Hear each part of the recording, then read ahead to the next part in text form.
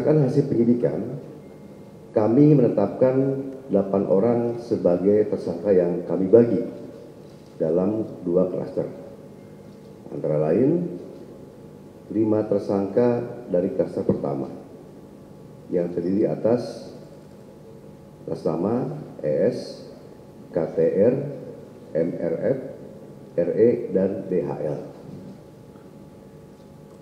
Untuk tersangka dari klaster ini dikenakan pasal 310 dan atau pasal 311 dan atau pasal 160 KUHP dan atau pasal 27A junto pasal 45 ayat 4 dan atau pasal 28 ayat 2 junto pasal 45A ayat 2 Undang-Undang ITE. Untuk klaster kedua, ada 3 orang yang akan ditetapkan sebagai tersangka, antara lain atas nama RS, RHS, dan TT. Di sini bahwa Polda Metro Jaya telah menetapkan 8 orang tersangka dalam perkara pencemaran nama baik, fitnah, dan manipulasi data elektronik yang dilaporkan oleh Bapak Insinyur Haji Joko Widodo. Penetapan ini dilakukan setelah melalui proses asistensi dan gelar perkara, di mana proses tersebut melibatkan ahli dan pengawas, baik dari eksternal maupun internal. Untuk ahli yang dilibatkan adalah ahli pidana, ahli ITE, ahli sosiologi hukum, ahli komunikasi sosial, dan ahli bahasa. Itu yang kita minta keterangan sebagai saksi ahli. Selanjutnya perlu kami sampaikan bahwa gelar perkara penetapan tersangka yang dilaksanakan di Direktorat Reserse Kriminal Umum juga melibatkan dari eksternal, ya, dari Wasda, dari Wasidik, ya, Propam, dan juga Bikum, dengan dukungan hasil penyidikan yang komprehensif, ilmiah, dan pemeriksaan berbagai ahli dari bidangnya masing-masing. Berdasarkan hasil penyidikan, kami menetapkan 8 orang sebagai tersangka yang kami bagi dalam 2 klaster. Antara lain, 5 tersangka dari klaster pertama yang terdiri atas nama ES, KTR, MRF, RE, dan DHL. Untuk tersangka dari klaster ini dikenakan pasal 310 dan atau pasal 311 dan atau pasal 160 KUHP dan atau pasal 27A junto pasal 45 ayat 4 dan atau pasal 28 ayat 2 junto pasal 45A ayat 2 Undang-Undang ITE. Untuk klaster kedua, ada 3 orang yang akan ditetapkan sebagai tersangka, antara lain atas nama RS, RHS, dan TT.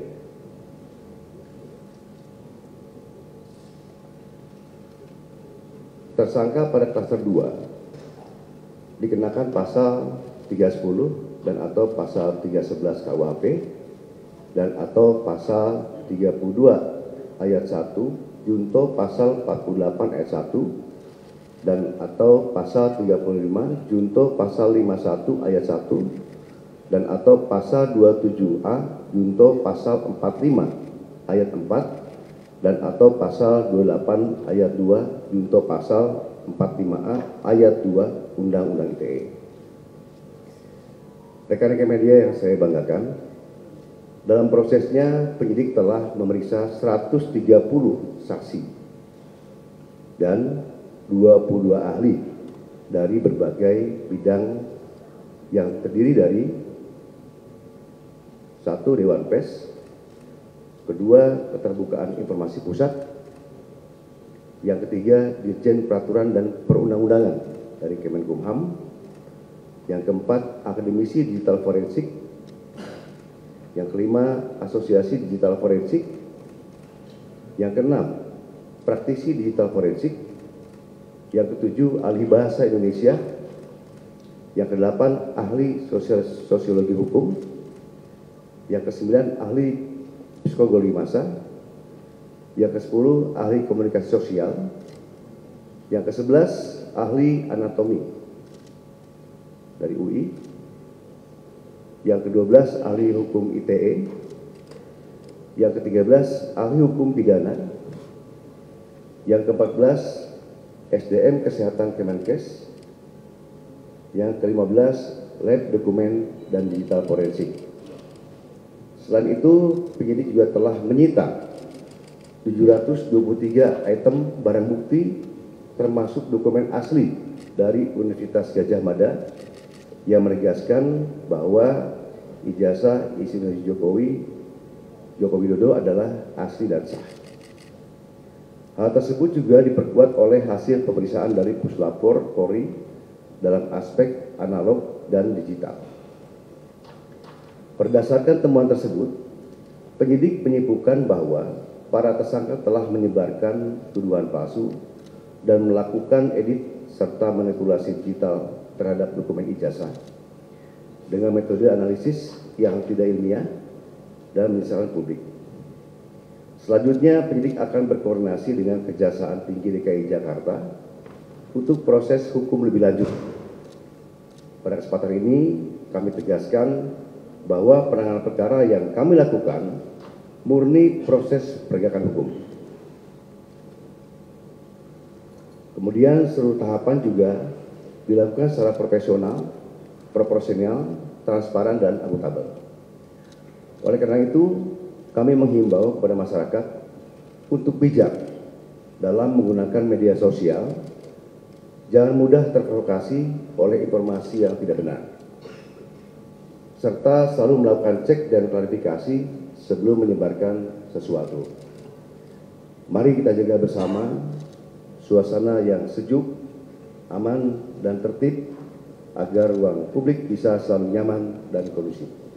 Demikian yang kami sampaikan. Sekian, terima kasih. Wassalamualaikum warahmatullahi wabarakatuh. Om Santi Santi Om. Namo Buddhaya, salam kebajikan. Terima kasih.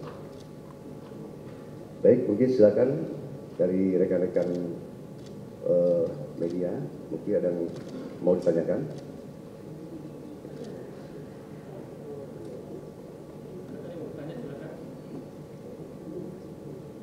Ya.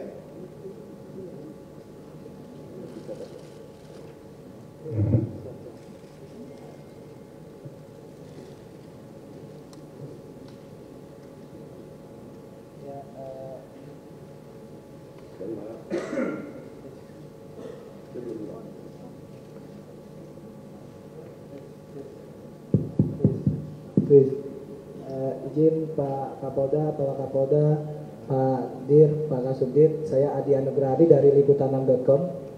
Ada dua yang ingin saya tanyakan, pertanyaan ringan saja. Yang pertama, bagaimana Polda Metro Jaya memastikan bahwa kasus ini diusut sampai ke tahap pengadilan.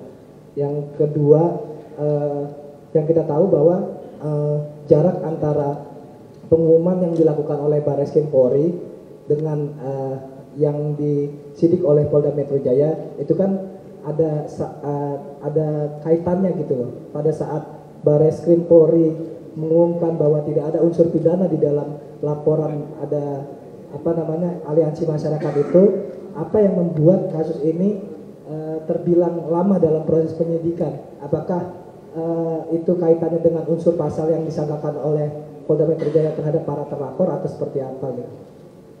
Terima kasih.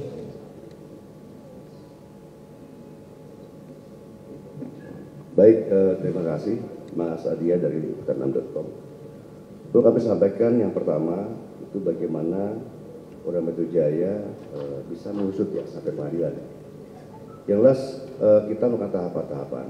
Ya, di sini tahapan untuk kepolisian adalah tahapan penyidikan. Nah, nanti kami akan koordinasi dengan pihak kejaksaan untuk masuk ke tahap ke penuntutan. Ya, dan juga nanti dari pengadilan juga tuh keputusan seperti apa nanti akan masuk ke persidangan seperti itu.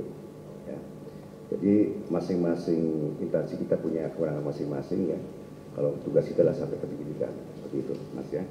Dan yang kedua, kenapa untuk Barreskrim dengan dalam penyidikan ini dan Polda Metro agak lama? Terus terang aja banyak sekali item ya barang bukti digital forensik yang diperlukan oleh kita.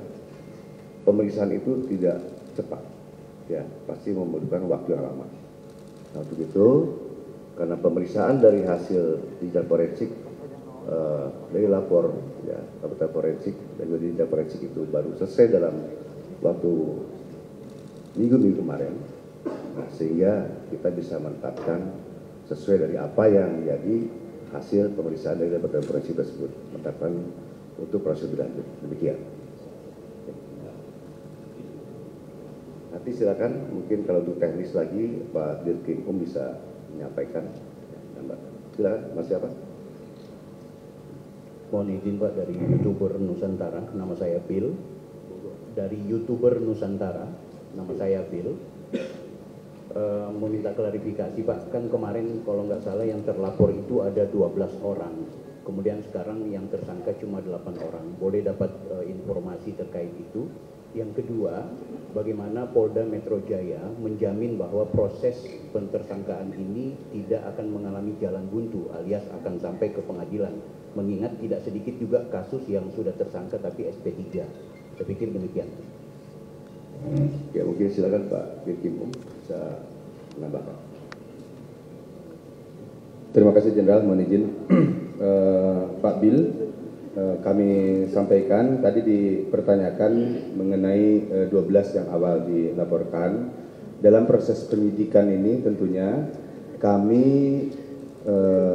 berdasarkan pada fakta hukum yang kami peroleh di dalam proses penyidikan secara saintifik.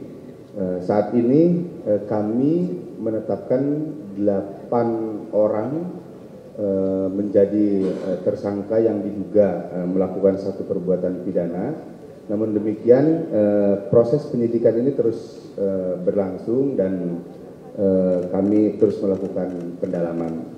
Kemudian berkaitan dengan bagaimana selanjutnya proses penyidikan ini berjalan, tentunya kami juga sebagai sebuah kesatuan bersama-sama dengan Jaksa Penuntut Umum dalam criminal justice system, kami terus melakukan koordinasi berkaitan dengan perkembangan penanganan perkara ini, ya tentunya dalam hal penuntut. Jadi member eksklusif di channel YouTube Official iNews. Saya tantang lagi para tambah sumpah di atas Al-Quran. Dia pengen masuk TV. Konten premium yang tidak tayang di TV.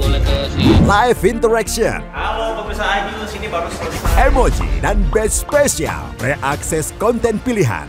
Klik YouTube Official iNews, join member.